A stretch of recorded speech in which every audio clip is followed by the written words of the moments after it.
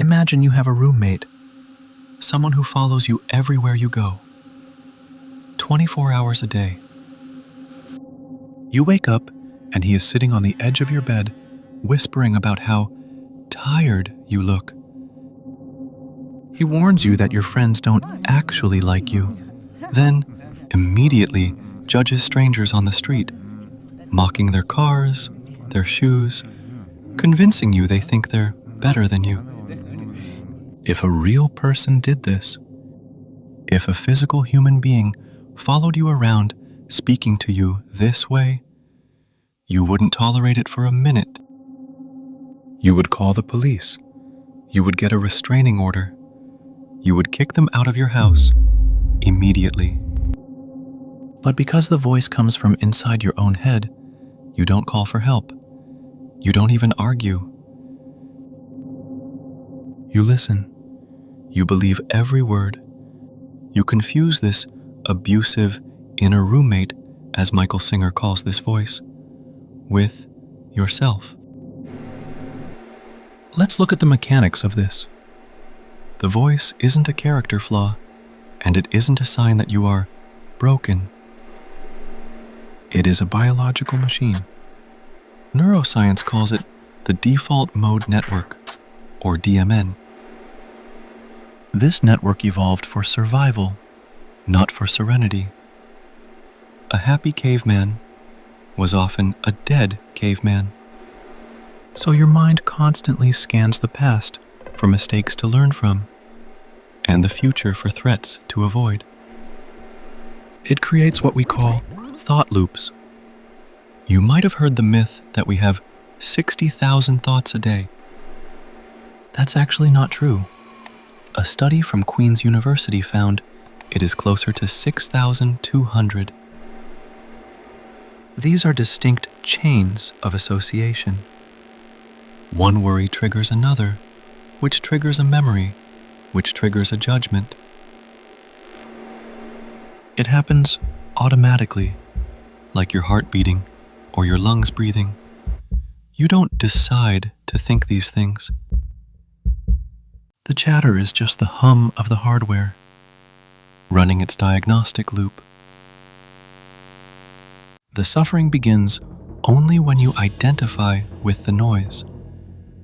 When you say, "I am worried," instead of, "The machine is worrying." This brings us to the most critical realization. If you can hear the voice, who are you? This is simple logic. The subject cannot be the object it perceives. You are not your hand. You are the one looking at your hand. You are not the radio. You are the one listening to the music. In the same way, you are not the voice in your head. You are the consciousness that is aware of it. You are the witness, the observer, the silent self. So how do we break the spell of the roommate? How do we stop being dragged around by every random thought? Most people try to fight it. They scream, "Shut up," inside their own heads.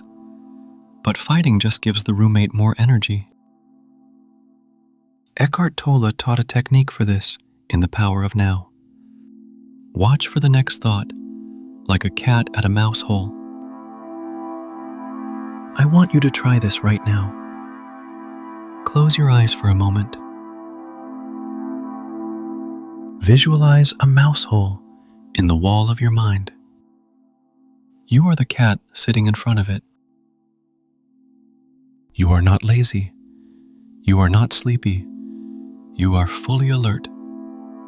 You are watching that hole with total intensity. Now ask yourself this question and really pay attention to what happens immediately after. Ask yourself, I wonder what my next thought will be. And wait. Watch the hole. Do you notice that momentary gap? That silence? The roommate is stunned. For a few seconds, there was no voice, no judgment, no past, no future.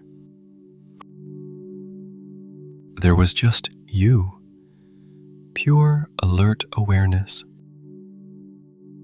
Eventually, the mouse will come out.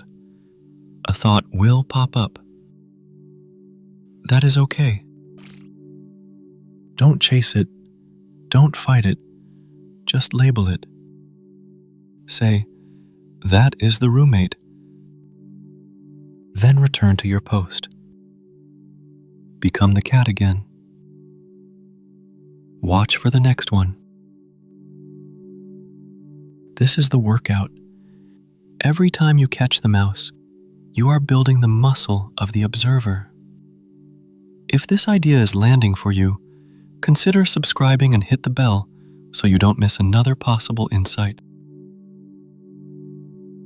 Let us internalize. The goal isn't to silence the mind forever. The machine is designed to run, and it will keep running. The goal is to move the machine to the background, to realize it is just noise, like traffic outside your window. You are the one watching the screen, not the text scrolling on it. You are the sky, not the clouds passing through. When you truly understand this, the roommate loses his power over you. He can scream all he wants, but you no longer have to listen. Find your calm. Understand yourself. If this video helped you find a moment of silence, please like and share this with somebody you think might need to hear the message. It helps us spread this visual philosophy with more people who need it. Thank you for watching. What would you tell your internal roommate?